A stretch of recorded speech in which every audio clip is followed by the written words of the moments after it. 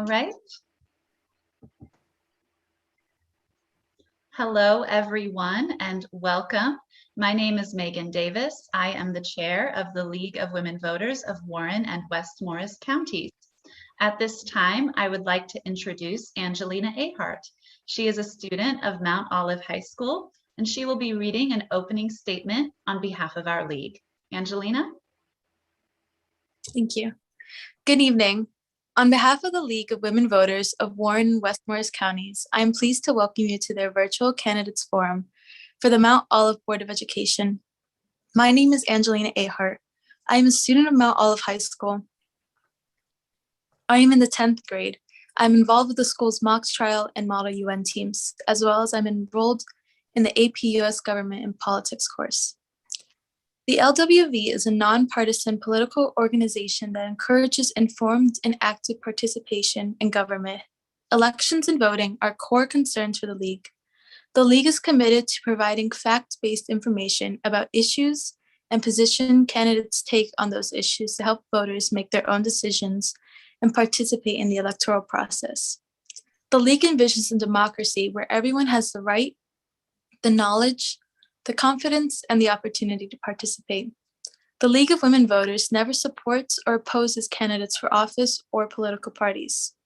Any use of the League's name or footage from this debate in campaign materials or advertising of any kind, including internet, social media, cable, or television, is not authorized by the League of Women Voters. Membership in the League is open to people 16 years and older of all gender identities. With 100 years of experience, the League is one of America's oldest and most trusted civic nonprofit organizations. We encourage everyone to go to vote411.org, a one-stop site for information on all aspects of voting in New Jersey, with information about all candidates up and down the ballot. You can find the Warren and West Morris Counties League on Facebook and the New Jersey State League's website at lwvnj.org. All forums conducted by New Jersey League can be viewed on the NJ website, lwvnj.org, and vote411.org. This forum is being live streamed on the Warren and West Morris Counties League YouTube channel and will be available there for viewing afterwards. Future confirmed forums and debates include the Mount Olive Town Council on October 7th, the Chester Board of Education on October 11th, and the Morris County Commissioners on October 26th. At this time, I would like to introduce you to our monitor, Kathy Kazan. Kathy is a League-trained monitor who is not from this voting district. Kathy will introduce the candidates and outline the format for this evening. Thank you. Okay. Good evening, and thank you, Angelina Ahart, for that introduction. I am a board member from the Wayne League of Women Voters and your moderator for this evening. There are 6 candidates vying for 3 three-year terms on the Mount Olive Board of Education. Let me introduce the candidates here this evening. Elizabeth Ouimet and Anthony Strelacci. Unable to attend this evening, but on your ballot are Jennifer Quino, Mark Orzillo, Danielle Fico-Wolke, and John Petrie. I have statements from 2 of them, which I will read shortly. Each candidate, as determined by coin toss, will give a 90-second opening statement, and candidates will be called upon to answer questions in the order that I choose, and they will have 90 seconds for their response. We will then conclude with 2-minute closing statements in the opposite order of the openings, followed by important election information. So, Mr. Strelacci, you won the coin toss, and you may begin with your 90-second opening. Thank you very much. I'd like to thank the League of Women Voters for having this candidates night. It's good that it's going out so that people can see some of the candidates and hear some of the candidates. I'd just like to say that for the last 29 years, I've been privileged to be allowed to serve our community by serving on the Board of Education. And I've tried to repay that trust by being visible to them and responsive and responsible. I've also been one who has always wanted to encourage community members to come and speak at our meetings to give us their perspectives. I'm just so excited because it's nice to see that we have 6 candidates that want to dedicate their time and expertise in serving on the board. So that's a healthy sign. The things that I always try to use to make my decisions, and I've stated over the years, are 3 main principles. And that is the education and welfare of students, prudent expenditure of taxpayers' money, and the fair and equitable employment of our staff in a safe environment. I think I can conclude my opening statement with that. Thank you. Thank you. Ms. Ouimet, you're next. Thank you, Catherine. My name is Elizabeth Ouimet, and I am running for re-election to the Mount Olive Board of Education. I have served my community for many years on the Board of Education, as well as various groups in town. I have lived in Mount Olive since 1995, when my family and I moved here from Bergen County. All 4 of my children graduated from Mount Olive High School and received an extraordinary education. This education had them well prepared for college and career. I'm currently a student success specialist at County College of Morris. I've also had a career in the chemical industry as a chemist and worked in customer service as an account coordinator. I have volunteered in various town and school committees, held various executive positions, and the Mount Olive Cheer Program for over 20 years. While on the board, I served on the finance, policy, personnel, and as past curriculum and instruction chairperson.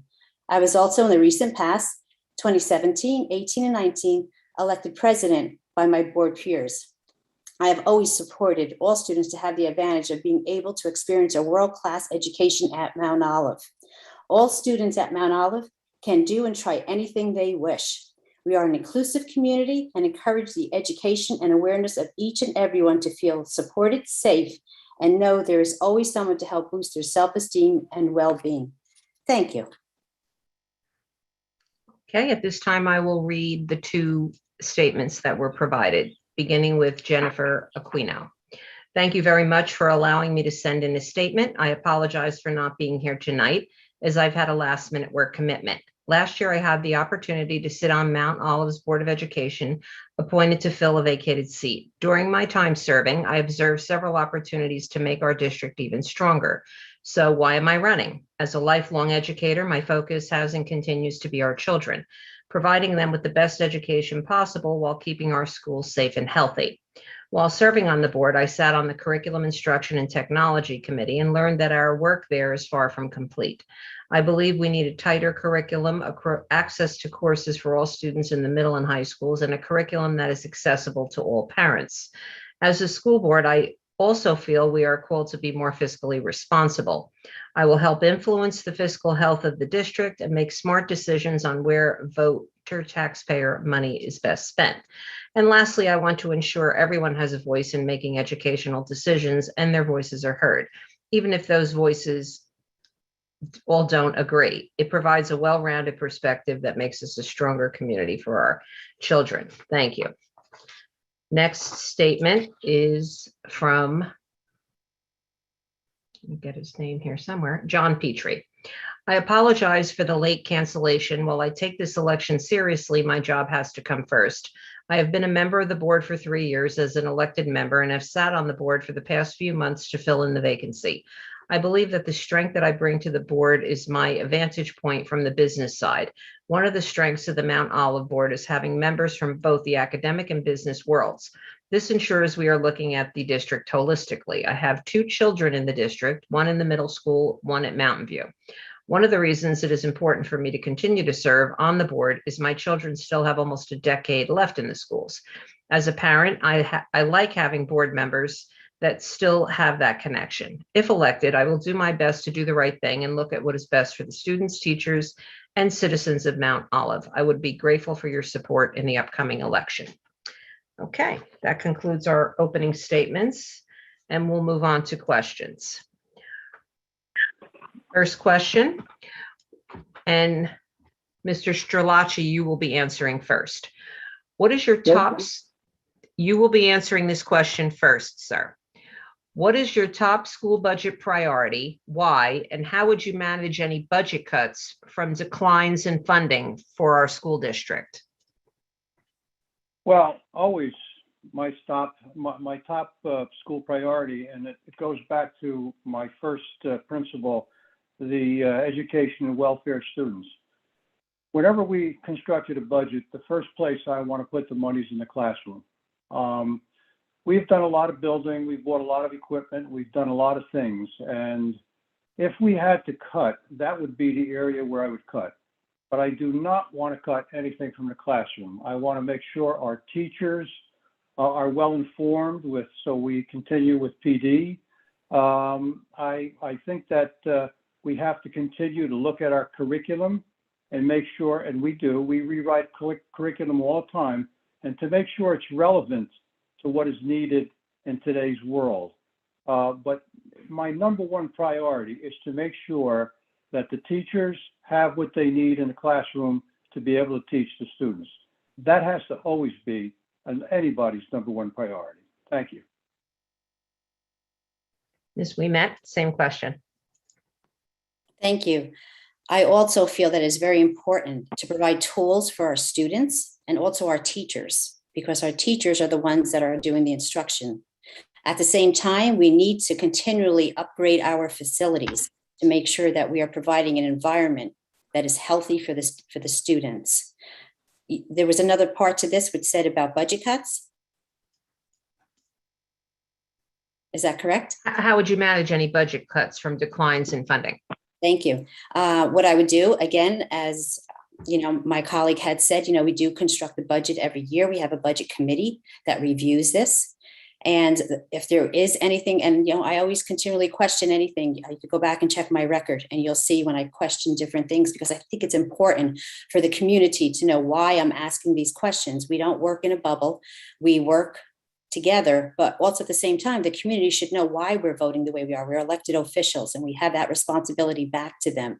If there were anything to do with budget cuts, I would tend to look at the upper tiers of how many administrators we have in the district and to actually examine that. And is it really necessary? We added a lot of department chairs, and maybe is this really necessary to continue with this because we didn't have them in the past? We put them in recently. So that's something that really should be looked at. Thank you. Next question, and you will go first this time, Ms. Ouimet.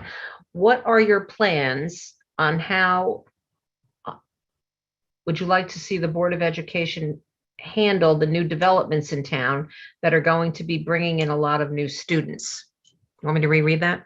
Nope, I'm good. Okay. Well, a lot of this starts with the planning committee, with the town itself, because they're aware of any developments that are coming into town. We also will continually do demographic studies to see how this will have an impact, because even though we have developments, we rely on these studies that are provided to us so that we know how many students will be coming into town, because we want to make sure that we're going to be giving them all an equal education. So again, a lot of it is a lot of planning that's going on, making sure that we know that we can accommodate these children, and again, relying on that demographic study. Thank you. Okay, Mr. Strelacci, would you like me to repeat the question? Same question. No, it's okay. I've got it. Okay, thank you. I want to tell you, Mount Olive right now is in a very strong position thanks to the community, because it helped us pass a $40 and a $47 million referendum, and it put us in the proper shape whereby we can accommodate the students that are coming up. Now, I'll just give you some examples. In our last demographic study of December 2019, the 1920 school year, we had a capacity in our schools of 5,300 students. We had actually enrolled 4,640, so we could have another 660 students come into our school system. In 5 years from that point, the demographic study shows that we will even lose some students and we'll have the capacity to bring in 728 more. Now you've got Mountain Ridge that's going up. Most of those are townhomes, and the demographic study shows that approximately we will get 87 kids from there, and from the ITC zone, we'll get 319.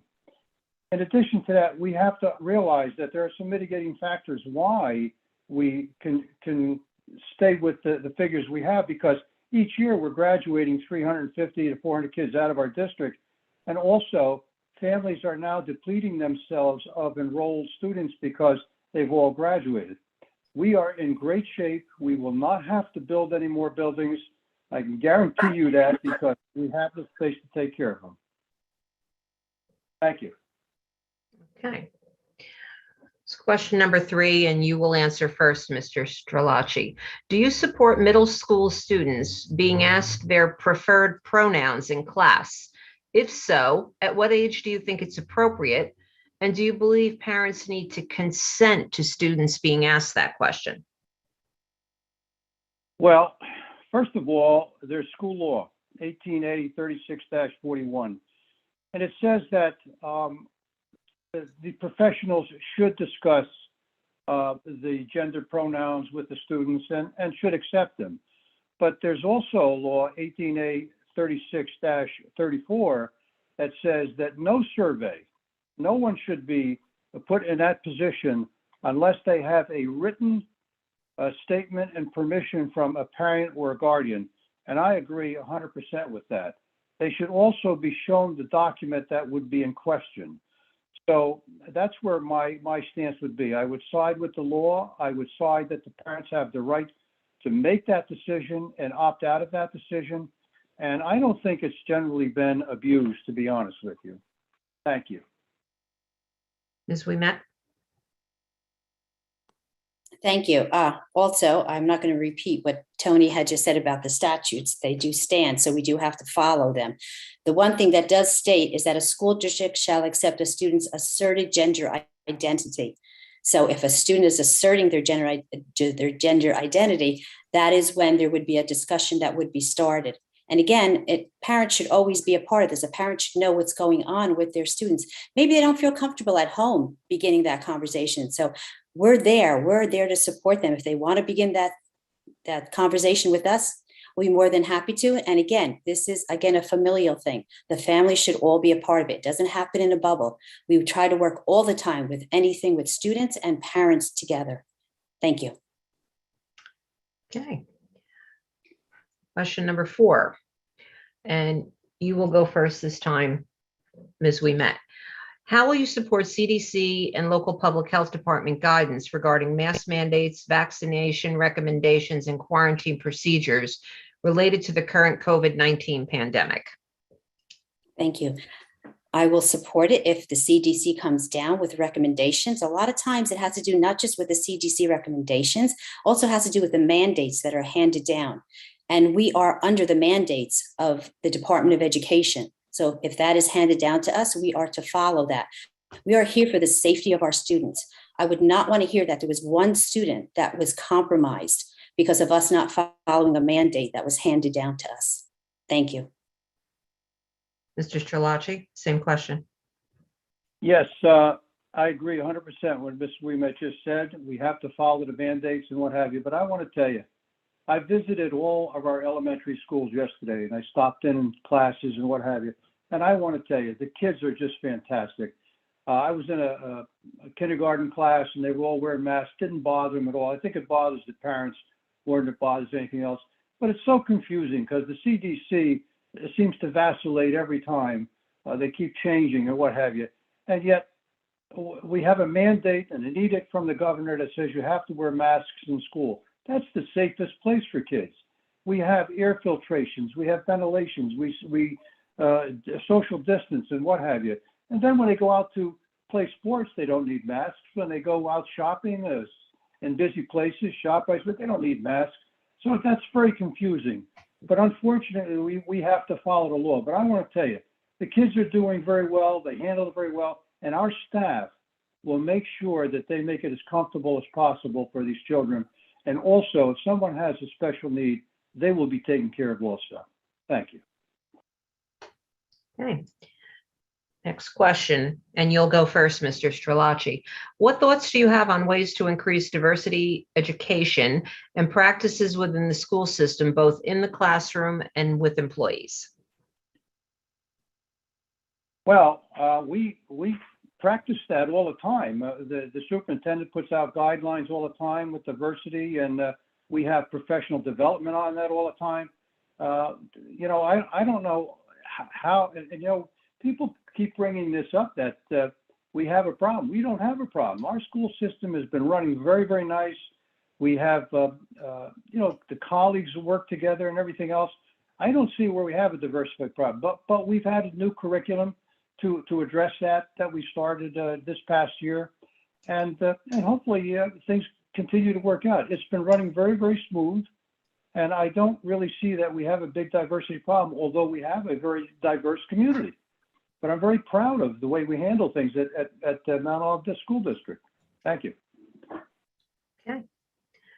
Ms. Ouimet, same question. Thank you. We also started an equity task force, which involved some administrators, teachers, members of the community, which I think was important because we were looking into what do you see as problems that you face. And I think a lot of times it's like To Kill a Mockingbird, until you walk a mile in someone's shoes. You don't know what it's like for that person. And I think we need a more diverse staff. We need teachers as well as students to know that there's a role model, someone who looks like me. When I was, starting out in the industry, it was very difficult because I was a woman in the chemical industry and I didn't have any mentors. The only mentor I had was someone who was in high school that kept on pushing me to go forward with that. And I think that's what we need. We need our students, first of all, to feel safe and secure. We need for them to have someone that they can see and look up to. And I think that is the most important part. Thank you. Okay, next question. You'll go first, Ms. Ouimet.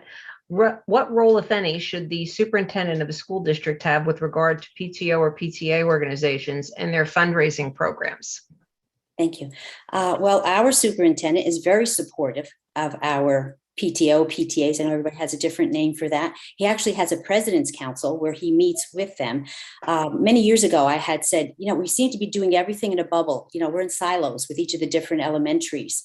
There's one middle school, one high school. But again, why aren't we all doing the same? And that's when we came together and said, you know what, let's have all the presidents there. So this way they hear the different programs. It's so important what they do. I can't say enough thanks to the PTO and PTAs of the programs that they put forth for our student with the fundraising that they do. So many things that the students wouldn't be able to experience because of that. And the superintendent supports them, but there's no direct interaction, really is two separate entities of the PTO, PTAs and the superintendent. But again, he supports everything that they do because he knows the great work that they're doing. Thank you. Mr. Strelacci, same question. Yes, I'm the liaison for the Mountain View PTA, and they're the PTAs and PTOs are the backbone of the elementary school, no doubt about it. I really can't add anything to what Mrs. Ouimet said. She put it very eloquently, but I would also add this to that. I don't believe the superintendent, because it is a separate entity, should be involved in any fundraiser for any of the PTOs or PTAs. He gives them all the support he can. Otherwise, he does have that president's council and so forth. I also made a suggestion at the last board meeting whereby we have a tremendous taping facility, a TV station, everything. We should be going to some of these PTA meetings and PTO meetings and taping them so that they can get out to people, because a lot of moms, with their children, they're busy. They cannot make the meetings for some of these things, but would like to be involved. And I think that would be a good thing to help them with their fundraisers, because they can get to them a lot better if they see them on our channel 21. Thank you. Okay. Next question, and you'll go first this time, Mr. Strelacci. What will you do to add or change the dress code for Mount Olive students and staff, if anything? In 1995, I was board president, and on our December meeting, students came to me and said, Mr. Strelacci, we're afraid to walk around in the schools and go into the bathrooms. I directed the superintendent that year to come to us in February with the principals and vice principals of middle school and high school. And at that point in time, I commissioned a committee to look into zero tolerance discipline, and we did. And part of that was the dress code. We wanted to make it reasonable and everything for kids to come in. Some people wanted hats, some without hats, but we drew the line at certain types of dress code coming in. And we kind of made the point at that point whereby we really resolved that problem. Over the years now, and I guess we had to, like everything else, things change. So we've kind of eased up on it a little bit. But if you go to our schools, you will see that these kids are properly dressed. So we don't really have to worry about too much. But we do keep an eye on it, and we will correct anything if it gets bad. But it's not at this point. Thank you. Okay, Ms. Ouimet, same question. Dress code's always a tough one, especially with students. Some students, like I said, I had 4 who went through the Mount Olive High School system. And you know what? My philosophy with them is, there's a rule and you have to follow it. If there is a problem and you feel that it's not right, it's not fair, that's when you go to a teacher. That's when you go to a guidance counselor. Talk to your parents about it. Go through the chain of command. Speak to the principal. Why you feel uncomfortable or you don't feel it's fair. There's no reason why you can't. There's Mount Olive High School Parents Club. They're once a month. You could go to those meetings and voice. Again, if there is nothing done that way, you go through the chain of command, then you go to the superintendent. He'll be more than happy to listen. He's very good at responding to any inquiries, and he will address it if there's anything. And again, going through that chain of command, you go up to the next level, which would be the board. Come to a meeting. Let us know. If there's anything you feel uncomfortable, we will look at everything. It may not be resolved in the way that you want it to, but it is being addressed. It will be addressed. So don't ever feel that you can't. And again, encourage your children and yourself to come. It can be a little intimidating at a board meeting. I understand. I used to do that years ago before I got on the board. But come forward and let us know what it is that's bothering you. Okay. Next question, and you will go first on this one, Ms. Ouimet. Do you support any curriculum that is based on social justice and/or group identity? What I support is a very diverse curriculum because I think we should all find out about different cultures that's out there. A few years ago, we made a trip to China. I myself was very fortunate enough to go there, and we met with the Chinese students, and it was a phenomenal experience. And it was great because then we started the program where we started with making over $245,000 in revenue because of science programs. So it was like at no cost to the township itself, to the district. And it was nice because then they intertwined with our students and they talked to our students about it. So that was like a great program that we did there. And then COVID hit. So, we were kind of stuck. We wanted to reach out to other countries, to Japan, to Korea, to Vietnam. That didn't happen. But again, we should, like Spanish Heritage Month, we should have different programs like that to introduce students that, they don't know about it because that's not their culture. We should find out about every single culture that's out there and have students learn about this at all levels, not just at the high school, at the middle school, at all levels, even at the elementary schools. It's so important. We've become such a global community. We're worldwide. We should be able to have our children start experiencing that now. We have the internet. You can go on, I think the one thing I would say, if you can find anything good about COVID, is that you can go on and you could do these virtual tours and you could do these virtual trips.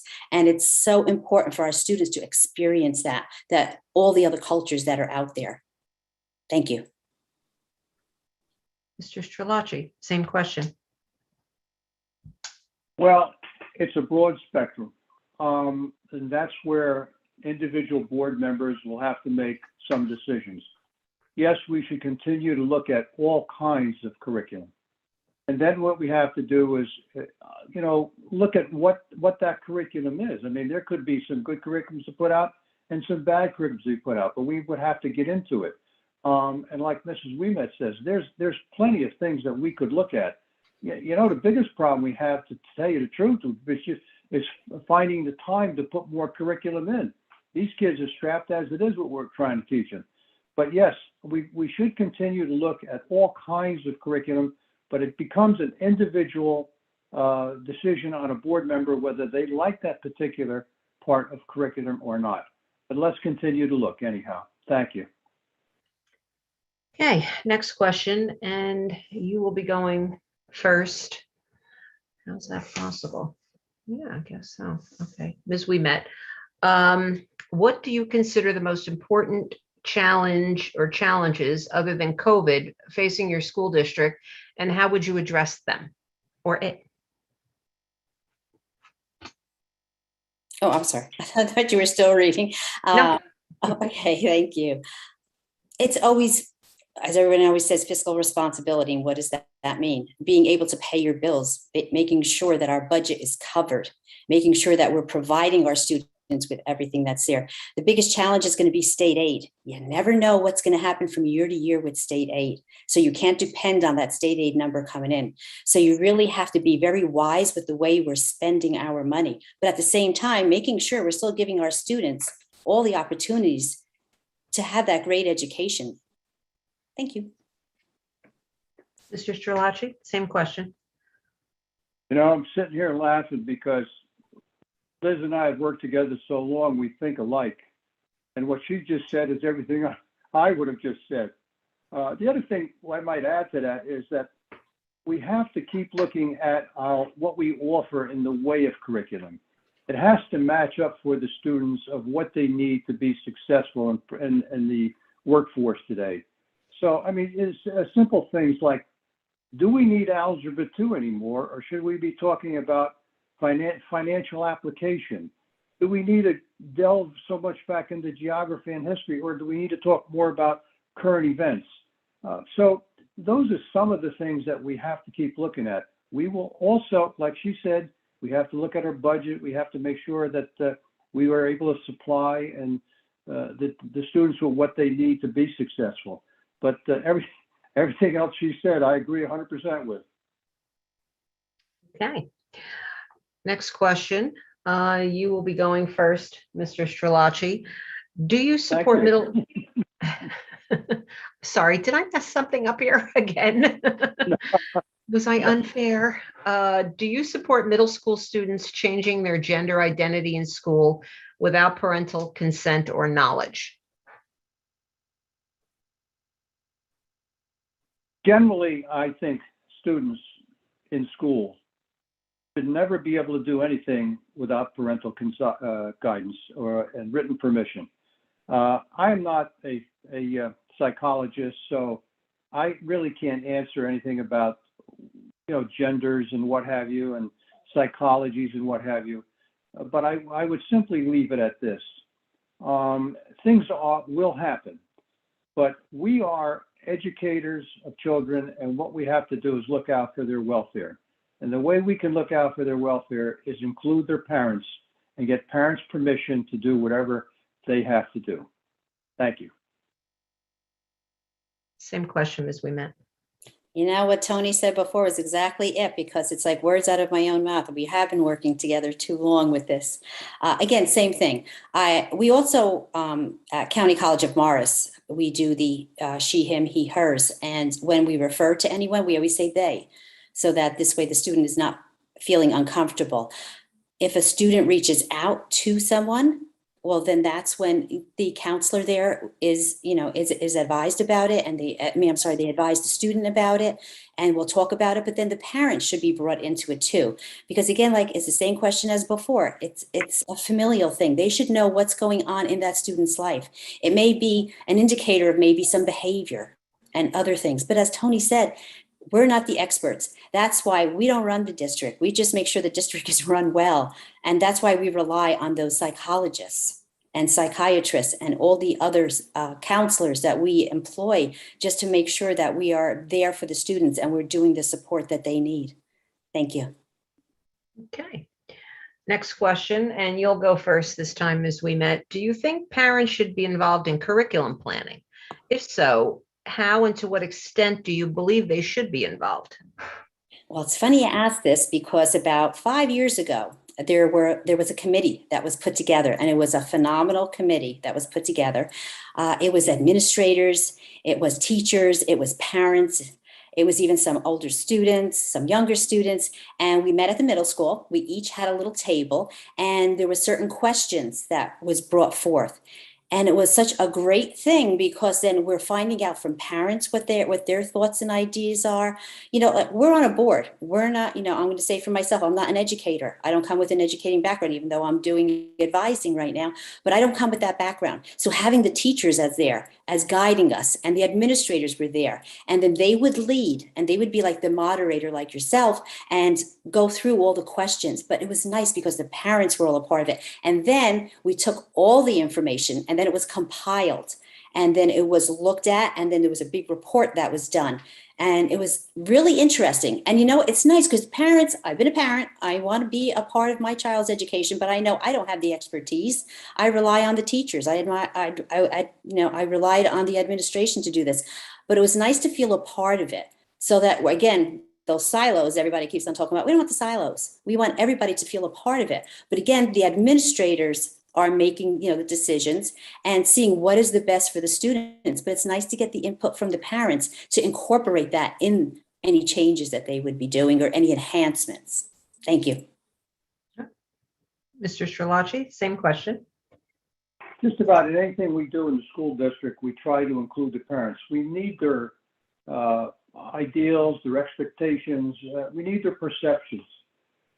And when they can get together with our staff, our professional staff, and give us ideas, I think that's a benefit for everyone.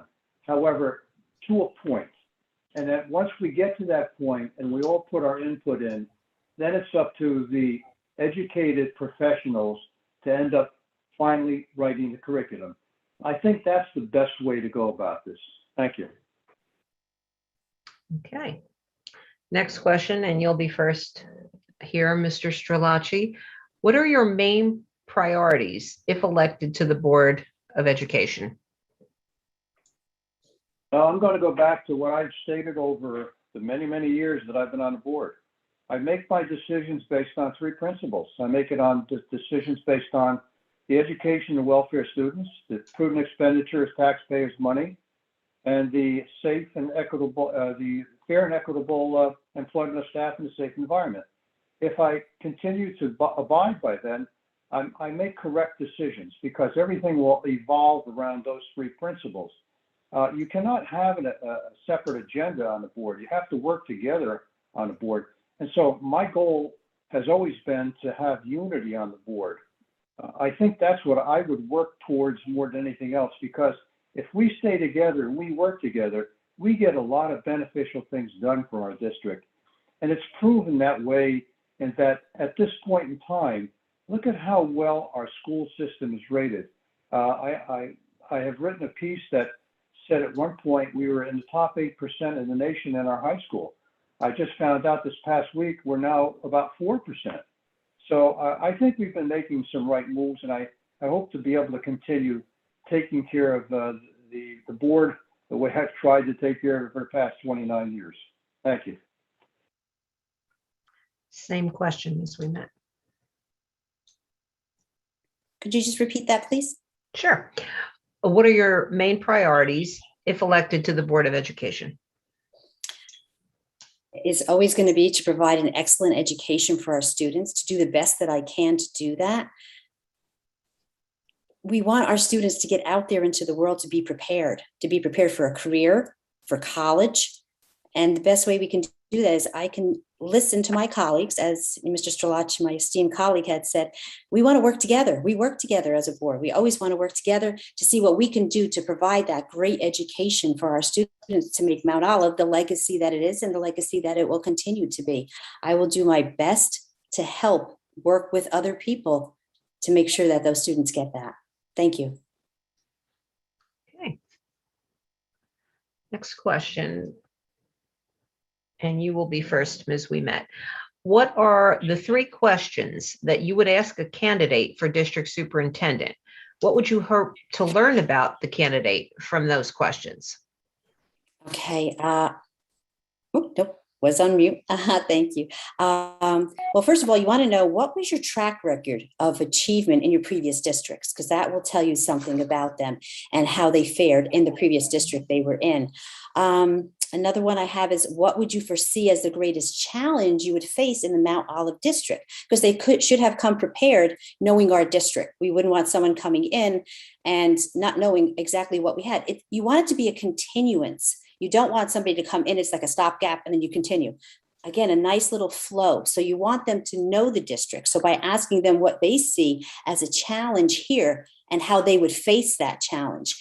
And most important, where can you bring Mount Olive in 5 years? Because then you see what attributes that they're bringing forward that they could enhance and get us to even further. You always improve. You're always looking to improve. We never look to stay stagnant. So definitely you want to know, where do you think Mount Olive can go and how can you get us there? Thank you. Mr. Strelacci, same question. I've been on the board so long that I have hired every single superintendent that we've had since Chester Stevens. And in these interviews, it's very interesting because we interview a lot of candidates and it goes from the bottom up to the top. The philosophies are different. And I've always wanted to know from superintendents their management philosophies, because that is it right for our district. What might be right for another district may not be right for us. I want to know what their main concerns are of today's education. Where do you think we should go with it? And then I've always asked them this one question: because we are a township of several different districts, and we have schools in Bud Lake and Flanders and Mount Olive and so forth, I've always asked the superintendent, how can you make us a school district rather than a district of schools? You'd be surprised at some of the answers I've got. But that was a main concern of mine, because we at one point in our life in Mount Olive, it was like Bud Lake was not part of our district and Flanders wasn't part of our district. But now I think we've melded pretty much together. I would really be interested in how he would handle this situation, because we come from all 4 different schools. We had a problem at one time when they reached the middle school, they were not at the same level. I wanted to know how. Mr. Strelacci, I'm sorry, that's your time. Thank you. Okay. Thank you. Next question, and you'll be going first, Mr. Strelacci. What are the most important factors for student success in the district? And how will you, as a school board member, ensure that these factors are addressed? Well, there's a few things. Number one, it starts off with the instruction. We have to make sure we have the quality instructors to teach the students what they have to have. We have to make sure we have a relevant curriculum that is in line with today's needs to be successful. If you don't have those things in your curriculum, what would you be teaching these kids? We have to be able to give them the best facilities, the best equipment, and we do. I mean, we just opened up an anatomy lab up at the school whereby they could operate on a cadaver. We're offering our students the best possible equipment, best possible instruction that we can possibly give them to be successful in the world. And I hope we can continue doing that. We also offer something called pathways, whereby a student could take an engineering courses, or they could take accounting courses, and we're working on some other type of pathway courses also. So we're really interested in making sure that we educate the children for today's world. Thank you. Ms. Ouimet, same question. Thank you. Again, it's always the same thing as Mr. Strelacci had said. It's curriculum, teachers, and facilities. You want to provide the right curriculum and the curriculum that will help our students be successful. You want to provide also, besides that curriculum, an environment where they can grow, where they can be nurtured and be the best that they can be. Teachers, we have phenomenal teachers. Bus drivers are always out there too, bringing our kids back and forth. Facilities, we always need to, as I said before, to keep on updating our facilities. You have to have the right environment. It's not just a matter of just being taught. It's what's around you that affects you also. You know yourself. if you're not in a great environment, you're not going to be concentrating, you're not going to be doing the best that you can be doing. But you need to have those tools also. So you need the technology and to keep on going forward with technology. I actually was playing with that anatomage table that Mr. Strelacci was talking about. I wish I had that in high school. And we want to continue to bring those kind of things to our students. We bring many programs in. When robotics was like 20 years ago. I got involved with drones. I went to a program at TCNJ and saw drones, and I got so excited I brought that back with the idea, MATE, underwater robotics. Who would ever think of a high school student being able to do that? So a lot of times what we'll do is we'll do the programs at the high school, then bring it down to the middle school, and then bring it down to the elementaries so that all of our students can get a part of that and be participating in that kind of an education. Thank you. Okay, final question, and you'll be going first, Ms. Ouimet. What in your personal and or professional experience prepares you for this office, and why should people vote for you? Well, first of all, I used to be a chemist for 20 years. I have my degree in biology, so I was always a very big STEAM fanatic as far as pushing that. I religiously pushed for science fairs in each one of the elementary schools. And then we collectively do a district science fair. Even if you don't like science, you never know you don't like science, but you like playing with things. You don't even realize that you're playing with science.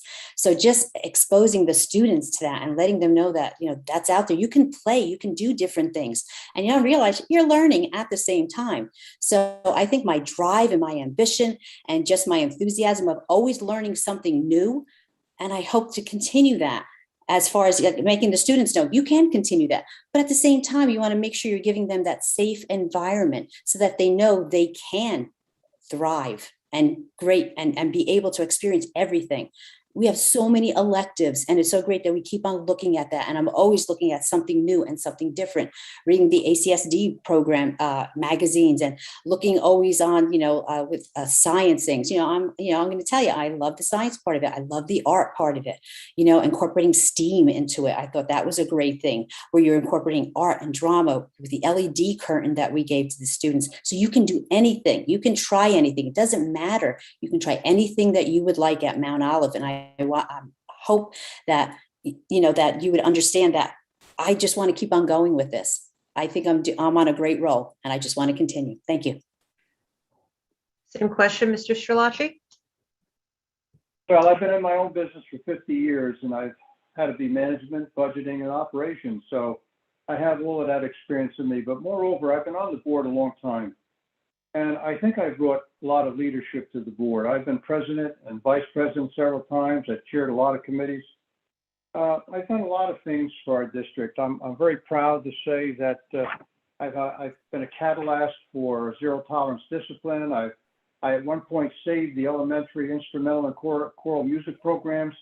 And I've been a 20-year proponent of full day kindergarten, which we finally were able to get going last year. I've made presentations to the board and everything on that.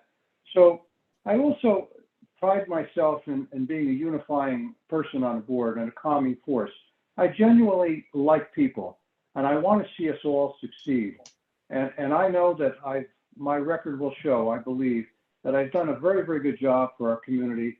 And I'd like to continue doing it because I just love trying to make our future leaders be worth something. Thank you. Okay, well, that went quickly, right? 15 questions, and you're still there. We're on to our closings. And we're going to do the reverse order of our openings. So you will go first for your 2 minutes, Ms. Ouimet. Thank you. I guess in my closing, first of all, I would like to thank you and the League of Women Voters. I feel very proud and honored that I was able to be on this Zoom call with Mr. Strelacci. I always compliment him. He was a mentor for myself when I first started on the board, because as you say, you're going to learn something new every day. My dad used to always tell me that, and that's so important to leave your mind open for that. We're an inclusive community and we encourage the education and awareness of each and everyone to feel supported, safe, and know there is always someone to help boost their self-esteem and well-being. I have always wanted our Mount Olive students to realize no goal is unattainable. Everyone can succeed, feel welcomed, and a part of a great community. Why vote for me? Well, I'm always going to be an advocate for the children. I truly care for each and every student. I have always said, I don't have 4 children, I have 5,000. Thank you. Mr. Strelacci. Thank you, and believe me, it is a pleasure serving with Mrs. Ouimet. She's just an excellent board member. Listen, I have often been asked, why should I be on the Board of Education? I have no children in the school district. And I tell them while my 2 daughters were attending school, I was very active and supportive in our school system, particularly the girls' basketball and marching band programs.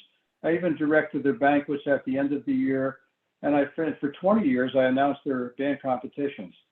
But I didn't seek a seat on the Board of Ed until my last daughter graduated because I never wanted there to be any perception of influence. It just didn't feel right for me. As for there being a requisite of having a child in the district, I have, like Mrs. Ouimet says, 5,000, and I care deeply about every one of them. But yet more important, although I'd love to return to the board, more important is the community's never-ending support for our district, because a strong school system makes Mount Olive a desirable place to live, raise our families, and enjoy our golden years. And I thank you very much. Okay, well, that concludes your portion of the evening. I'd like to begin the closing by thanking tonight's sponsors and volunteers, Megan Davis and Fadia Hindi from the League of Women Voters of Warren and West Morris Counties, Mount Olive student Angelina Ahart for providing our intro this evening, and our timekeeper, Teresa Cinnamon. It was a pleasure working with all of you on this event, and thank you to the candidates, to all of you in attendance this evening, watching from home. And I wish all of you good luck in this election. And I'd like to conclude with some important dates to remember about the election. We want to remind voters that there are 3 ways you can vote in the upcoming general election. One is vote by mail ballot. Registered voters can apply for a vote by mail ballot by following the instructions found at vote.nj.gov or by contacting your county clerk. Remember, vote by mail ballots cannot be returned to an early voting location or at any polling location for this election. You should have community drop boxes. If you do not, they can be mailed or delivered personally to the clerk's office. Number 2, in-person early voting. This new option enables all registered voters to cast their ballot in person using a voting machine during a 9-day period prior to Election Day. You can now choose to vote in person when it's most convenient for your schedule. In-person early voting locations will be open Saturday, October 23rd through Sunday, October 31st. Hours will be Monday through Saturday, 10 a.m. to 8 p.m. and Sunday, 10 a.m. to 6 p.m. No appointment necessary. And finally, number 3, at your polling place on Election Day. Voting in person at your polling place from 6 a.m. to 8 p.m. on Election Day on November 2nd. Remember to make your vote count on November 2nd, and good luck to all the candidates. Thank you for all attending this evening. Thank you. Ms. Davis, did you Thank want to you. pop back on?